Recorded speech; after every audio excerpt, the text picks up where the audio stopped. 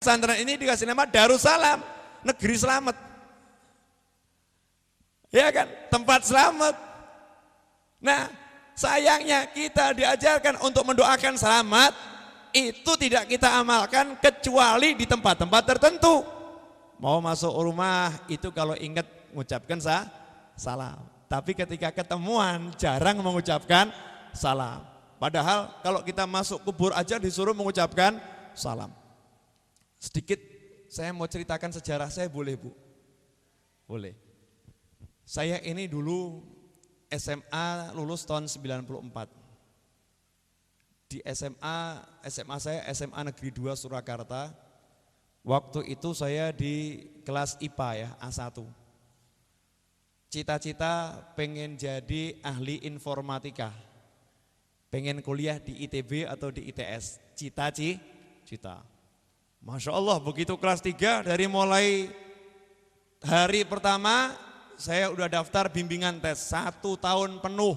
Saya itu ikut bimbingan tes untuk ujian masuk perguruan tinggi negeri, kalau dulu UMPTN ya. Pengen masuk ke sana.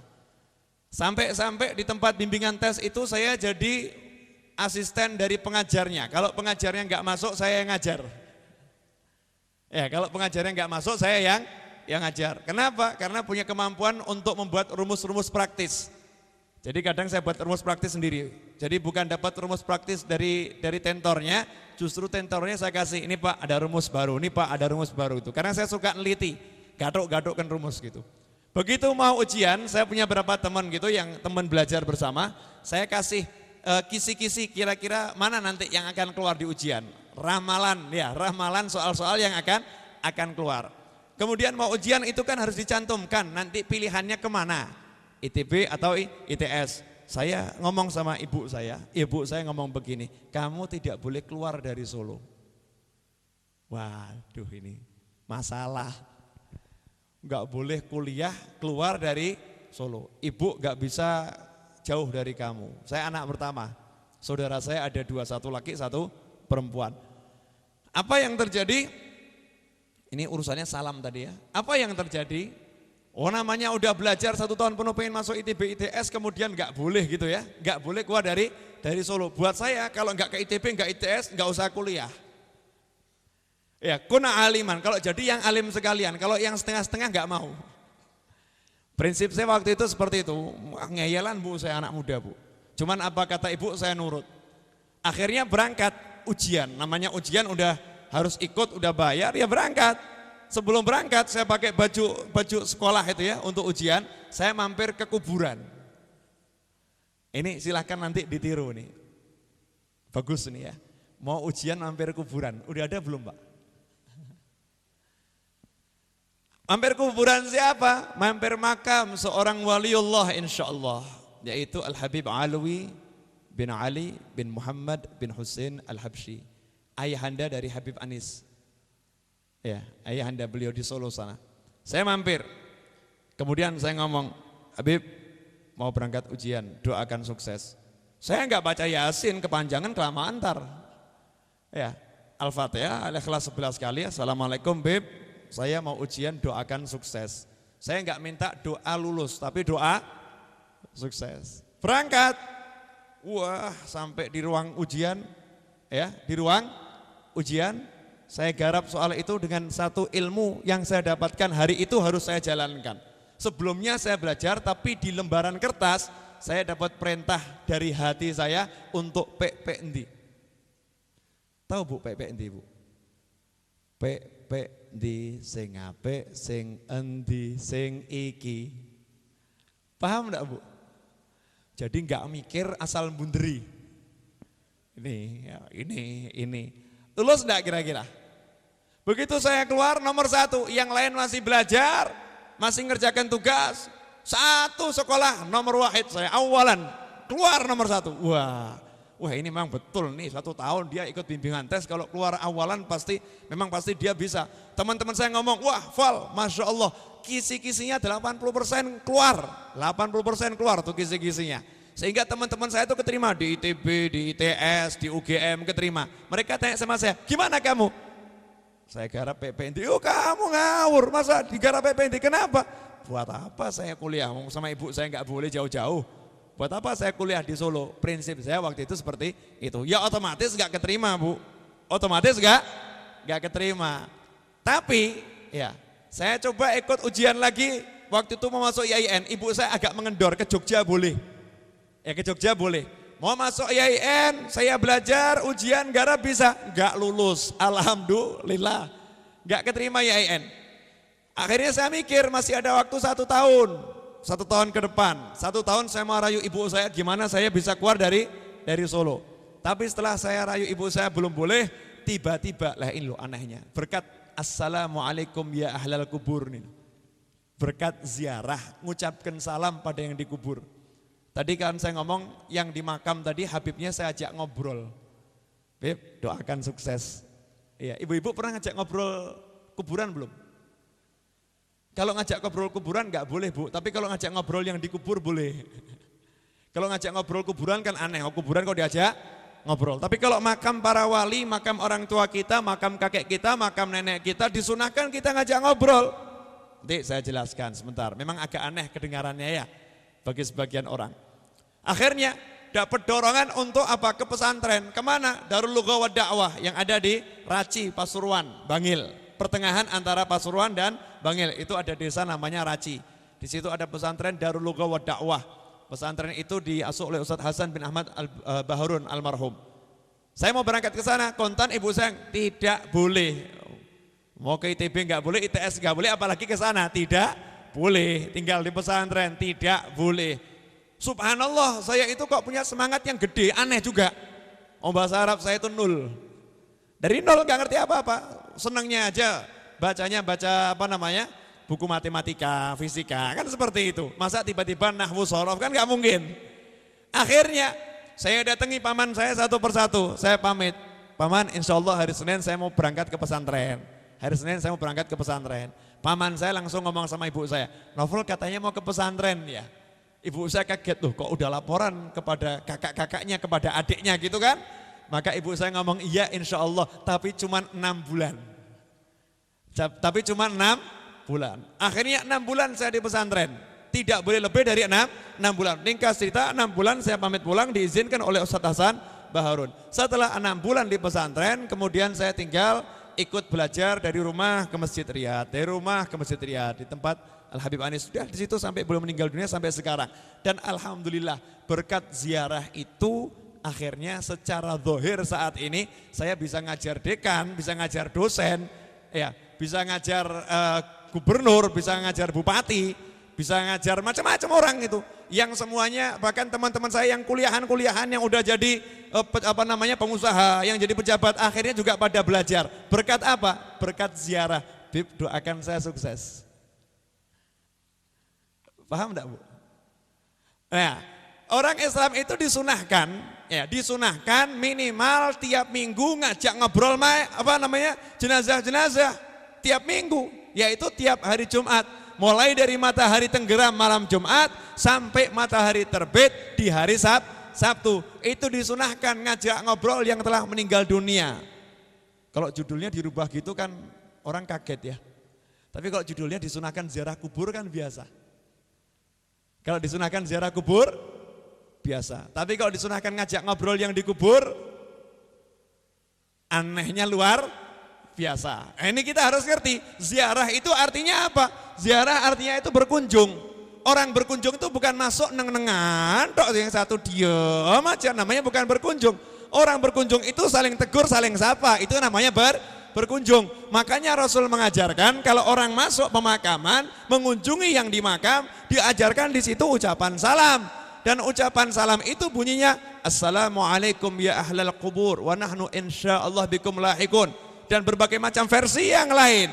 Kalau diterjemahkan, teman-teman yang dikubur, salam ya buat kalian semua. Ini ngajak ngobrol enggak?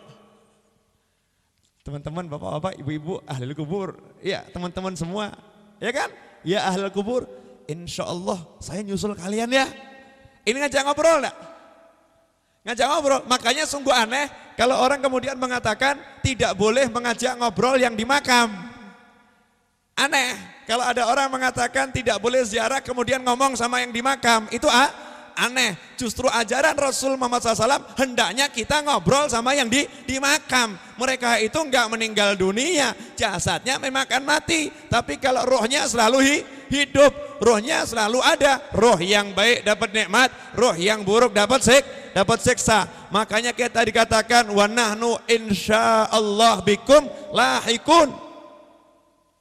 Ini jadi pertanyaan. Santri-santri coba ditanya. Kematian itu suatu yang pasti atau enggak pasti? Pasti. Kenapa di situ kok nahnu insyaallah bikum lahikun? Insyaallah kami nanti nyusul kalian. Wong pasti kok pakai insyaallah. Bu, apa Bu jawabannya Bu? Pripun? Entah kapan mau menyusul, begitu? Ya, belum benar. Ya, kenapa kok insyaallah? Yang bisa jawab saya kasih hadiah. Wah, ini kayak seperti apa namanya? Soal jawab ya. Kalau kiai-kiai, ustadz nggak boleh ikut. Kenapa? Assalamualaikum ya ahlal kubur. Biasanya kan minal mu'minina wal mu'minat wa nahnu insyaallah bikum lahikun. Dan insyaallah kami bikum menyusul kalian semua. Artinya insya Allah kami bisa meninggal seperti kalian dalam keimanan. Insya Allahnya itu urusannya dengan iman. Insya Allahnya urusannya dengan iman. Karena banyak orang, tidak sedikit orang yang meninggal dalam keadaan tidak beriman. Jadi makanya kita ziarah kubur itu tawassulan dengan yang meninggal dunia. Insya Allah kami bisa nyusul kalian ya, orang-orang yang beriman. Yang begini udah pernah dengar belum? Belum. Makanya anaknya masukkan pesantren. Biar ngaji terus, biar paham. Kalau cuma ngerti matematika, fisika, kimia, biologi buat apa? Nanti saya bahas. Semuanya nanti saya bahas. Rampungnya jam berapa ya? Nanti saya bahas, nanti saya bahas. Sekarang udah jam berapa Bu? Jam 12. Baru ngomong masa udah jam 12? Baru jam 11 lewat 10 Bu. Ya, baru jam 11 lewat 10. Tadi itu muqaddimah. Baru muqaddimah. Nah ini ucapan salam, kemudian ngasih makan, ya. Ucapan salam masih makan, baru ibadah. Orang buat halaqah taklim juga begitu. Jangan taklim, pengajian isinya cuma ngaji melulu tapi kotongan. Paham? Kalau pengajian itu harus ada makanan atau minumannya. Kalau nggak ada makanan minimal minuman. Kalau minuman nggak bisa ngasih terlalu. Minum air putih itu harus ada. Tapi jangan melulu air putih terus. Sekali-sekali kopi panas. Ya kan? Sekali-sekali apa? Susu sapi. Ya. Sekali-sekali kasih minuman yang enak, wedang kola atau apa? Kasih yang seperti itu. At'imut ta'am. Ada rahasia yang luar biasa dalam hadis tadi dikatakan at'imut ta'am. Rasul tidak mengatakan at'imul fuqara at-ta'am. Enggak. At'imul ja'i' at-ta'am, tidak. Rasul tidak mengatakan beri orang yang lapar makan, beri orang yang kurang mampu makan, tidak. At'imut ta'am, beri makan siapapun orangnya, yang kaya, yang belum kaya. Dalam kamus saya itu enggak ada orang miskin, yang satu kaya, satu belum kaya. Satu kaya, satu belum kaya. Ya kan? Yang hari ini kaya, besok bisa jadi tidak kaya. Makanya paling enak itu jadi orang yang mana Bu? Kalau guru saya ngajarkan kalau minta doa jangan jadi orang kaya, tapi orang yang cukup. Orang yang cukup. Itu orang cukup tuh menangan. Mau beli mobil, duitnya cukup. Mau beli rumah, duitnya cukup. Mau pergi haji, uangnya cukup. Mau menikah, uangnya cukup. Ya kan? Mau mantu, uangnya cukup. Menang atau kalah dia? Menang. Paling enak jadi orang yang cukup. Kalau orang cukup gak bisa habis, tapi kalau orang kaya bisa habis hartanya. Yang cukup selalu ada saja hartanya. Lah ini kasih makan. Dengan makan itu ada rahasia. Makanya Rasulullah sangat perhatian dengan urusan makan. Coba lihat Rasulullah menganjurkan kan kalian jangan makan sendiri. Kalau makan ajak teman. Hendaknya makanan yang bisa buat satu orang digunakan untuk dua orang. Nanti kalau makan sekian-sekian di situ makan berjamaah. Rasul aja mengajarkan makan berjamaah. Makanya kalau kita menuntut ilmu di situ ada makan, itu nanti ada rasa yang lain, ada kebersamaan. Karena itu kalau kita lihat dalam acara haul dan lain sebagainya, di situ selalu diakhiri dengan makan bersama. Walaupun cuma nampan-nampan ya, satu nampan orang 20 misalnya. Terlalu ya Pak ya, satu nampan orang 20, satu nampan orang 4, orang 5 kan biasanya. Ya di situ ada kenikmatan yang luar biasa. Hati itu bisa jadi nyambung jadi satu. Dan disitulah nanti ilmu akan bisa bermanfaat. Memang rahasianya aneh. Ada rahasia aneh nggak bisa dijabarkan dengan apa logika kita. Tapi kalau kita jalankan, itu akan jadi keakraban, kerukunan yang luar biasa lewat makan bersama, lewat mencicipi sesuatu. Karena itu Rasul mewasiatkan kepada umatnya, janganlah kalian berpisah jika kalian bertemu kecuali satu di antara kalian telah mencicipi sesuatu. Telah mencicipi sesuatu. Makanya orang Jawa Tengah, ya orang Solo terutama itu punya semboyan. Mangan ramangan sing penting kumpul. Leres mboten? Mangan ramangan sing penting kumpul. Kenapa seperti itu Bu? Yang ditekankan kumpulnya sebab angger kumpul mesti mangan. Ya, kalau kumpul pasti makan. Gak mungkin ada orang Jawa kumpul gak ada makanan tuh gak mungkin. Minimal kalau yang ngerokok makannya rokok. Yang ngerokok makannya rokok. Minimal di pos ronda di situ ada kacang, ya kan? Dan lain sebagainya. Hadirin yang dimuliakan Allah Taala. Nah itu tadi metode Nabi Muhammad SAW. Beliau itu suka buat majelis di tempat-tempat yang terbuka. Di tempat-tempat yang umum, sehingga majelisnya tidak eksklusif. Majelisnya tidak eksklusif, tidak tertutup, majelisnya terbuka. Dan itulah ciri aliran yang benar. Ciri aliran yang benar itu selalu terbuka, enggak tertutup. Makanya kalau ada pengajian model tertutup, hati-hati itu. Paham ya Pak ya? Jadi kalau anak Bapak udah mulai ikut pengajian yang tertutup, anggotanya juga tertentu, ya kan?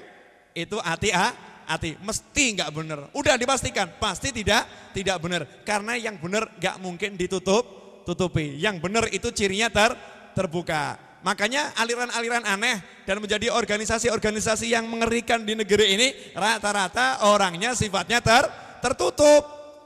Sifatnya tertutup. Kalau Rasul mengajarkan terbuka. Pesantren ini terbuka, siapapun monggo, mau datang mau ikut ngaji monggo, mau duduk monggo, semuanya terbuka. Pengajian Ahlus Sunnah wal Jamaah di masjid manapun, ustadznya nggak ngomong, coba yang datang siapa dilihat dulu. Oh kalau ada orang yang datang saya nggak jadi ngajarkan, nggak mungkin. Dia pasti siapapun yang datang dia ceramah, nggak ada masalah disampaikan. Karena apa? Tidak ada yang ditutupi. Nah ini metodenya Rasulullah SAW di tempat yang terbuka, di tempat yang sejuk, ya di kebun korma, di situ ada oase, di situ ada air yang segar, kemudian ngajarnya perintahkannya juga enak. Yang diomongkan enak, gak ngajari ngajak perang, gak ngajari ngajak berkelahi, gak ngajari musuh orang, ajarannya tebarkan salam, kasih makan orang. Siapa yang gak senang? Tebarkan salam, kasih makan orang. Tebarkan salam, kasih makan orang. Sementara ini tidak sedikit ajaran-ajaran yang insya Allah kalau kita tadi katakan pesantren ini ahlu sunnah wal jamaah, insya Allah kita ini orang-orang yang ahlu sunnah wal jamaah, insya Allah anak-anak kita juga seperti itu. Jangan sampai ikut pengajian-pengajian, majelis-majelis yang di situ sedikit-sedikit orangnya mengkafirkan orang yang lain, memusyrikkan orang yang lain, memurtadkan orang yang lain, yang mengatakan ini bid'ah, itu bid'ah dan lain sebagainya. Panjenengan sedaya pernah mirengaken syairnya Gus Dur belum? Sudah? Yang banyak udah dengarkan atau belum dengarkan? Bapak Wakil Ketua pernah jadi, sekarang masih di NU Pak? Masih. Syairnya ini udah dikenal belum sama teman-teman di sana? Sudah ya? Belum semuanya. Nah saya ke Jawa Timur kemanapun saya minta semua teman-teman syair ini dijadikan lagu wajib pengajiannya NU. Oh ya, saya sampaikan sama teman-teman, syair ini hendaknya dijadikan lagu wajib pengajiannya NU. Seandainya panjenengan sedoyo tidak belajar apapun, syair ini cukup. Wasiat untuk anak cucu udah cukup. Udah pernah dengar belum Bu? Banyaknya sudah atau banyak yang belum? Banyak yang belum? Suara saya nggak enak nggak apa ya? Astaghfirullah. Astaghfirullah minal khataya Rabbi zidni ilman nafi'an wa wafiqni amalan salihah. Ya Rasulullah salamun alaik ya rafi'a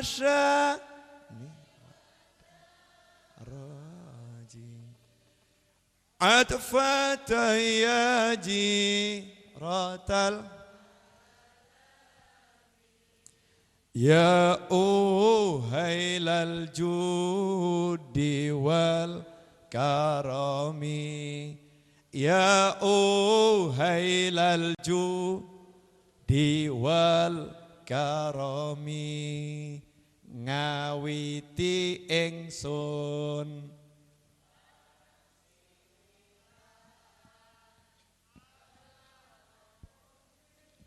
maring pangeran kang paring rahmat lan kenikmatan rina wengine tanpa pitungan tanpa pitungan